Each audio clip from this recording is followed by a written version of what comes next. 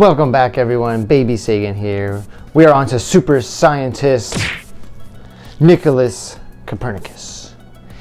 Who was Nicolaus Copernicus? Well, he was a dude that lived 500 years ago from Frombork, Poland. Totally real place. He lived from 1470 to 1543, long time ago. As I said, 500 years ago. He was a noted astronomer, mathematician, and a Catholic canon. Not the canon you're thinking of, more like a monk or something, if you will. And my personal nickname for him is the astronomer made of copper, Copernicus, after all. Although I looked it up, and I guess his dad was also a merchant of copper, so they sold copper as well. So that's how they got their last name, I guess. I don't know. Anyway, so our boy Nicolaus Copernicus, blah, blah, blah. Nicolaus Copernicus here, what did he do? Why is he a super scientist? His major big boy discovery is the heliocentric theory of the universe. And I have here our happy, shining, smiling, beautiful sun, as it is burning bright for us today. The heliocentric theory of the universe, this is what he is known for. Helio meaning sun, centric meaning center. Unlike our boy Ptolemy, the other super scientists, this guy puts us in the right direction. He puts our solar system with the sun at the center. And he turns out to be correct. How about them apples? Pretty amazing. So he writes about this theory of his, the heliocentric theory, way back in the 1500s in his book, which he publishes, called On the Revolutions of the Heavenly Spheres. This is his big boy masterwork. And Copernicus here actually took over 30 years to publish this work. It was a painstaking work, but he loved looking at nature, he loved mathematics, he loved trigonometry especially. He liked his triangles, he liked his numbers, he liked fudging all that stuff. And in 1543, the year he actually died, he actually finishes his work and publishes it for all the world to see. And quite the work it was. It was very detailed, very elegant. It's a large tome. I don't suggest you read it unless you are a super science nerd. Go ahead. That's perfectly fine on this channel. We love that. So I'm going to dig into his heliocentric model a little bit here. So let me clear the air for you guys right here with this one. And we're going to see why this was such a revolution as his book indicates.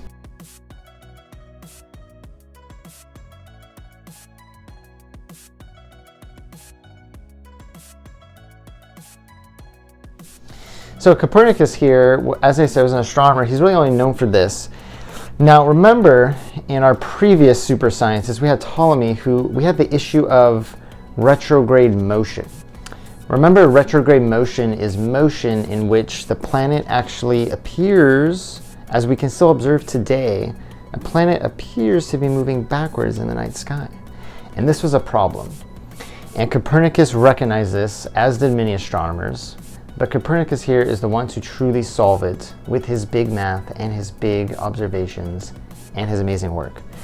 So by putting the sun at the center of the solar system, if we do a bunch of planets over here, if you magically put the sun right at the center, hope you guys can see that. Yeah, look pretty good. If you put the sun at the center of the solar system, what happens is, see, Earth is number 3 out over here, as Copernicus correctly indicates in his work as well. If you put the sun at the center, all of a sudden retrograde motion is solved. You don't need those crystal spheres, you don't need epicycles, you don't need all these big old circles, you just need one orbit. One little big giant orbit. That's all you need. You don't need all the circles, because Earth is over here, and here's our boy or girl Venus, and here's Mercury, another boy. So we got Earth going around. It's going around like this.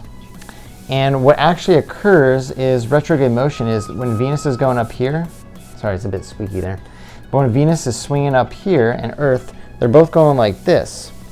But Earth actually moves a little bit slower on its trajectory, on its orbit. And what happens is Venus is going to level out, but we're going to be a little bit behind Venus. And now we're going to see it move in a different direction. When we get to about right here, we're going to see it as Venus approaches here. You following me here? And Earth is, let's say, about right here. The whole time, Venus was moving a certain direction. But now, as we cross a certain path, as we get almost in alignment, Venus is going to start to go this way. So at first, the night sky was going this way, and now it's going to swing back this way from our vantage point, if it gets all the way down here. I'll have a different graph to show you guys to outline that a little bit. But basically, this is a beautiful, elegant way in which he outlines a model that shows us that, in fact, we are swinging around the sun, not the other way around. Come on, Ptolemy, what's your problem? Come on, bro, get it right. So anyway, Copernicus solves this problem by moving Earth in its proper location. He was able to do the math to say, hey, we're just another planet, guys. We're spinning around too. We're moving and grooving too around the sun. And that's what's actually going on. Pretty amazing stuff by our astronomer made of copper, Nicolaus Copernicus. Pretty amazing, precise calculation. Changed the history of astronomy, the history of science forever.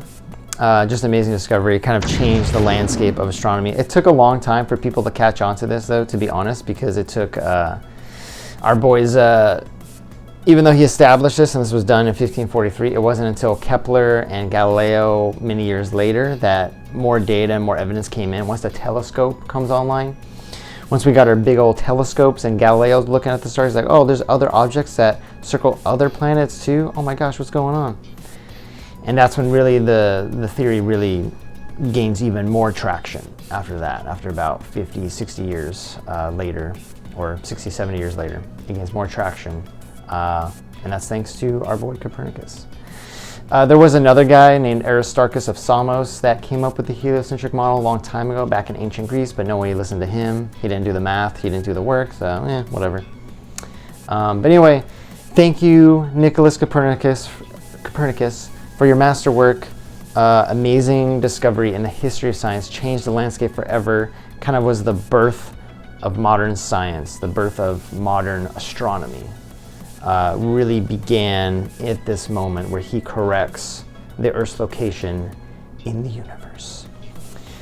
Basically recognizing that there is no center of the universe, that maybe we can all be our own centers of the universe, if you will, because the Earth only appears to be at the center. Every planet appears to be at the center of its own universe. So, hey, how about that?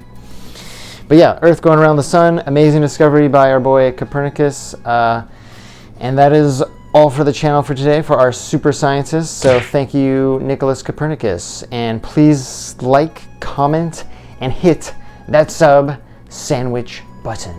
Thank you very much.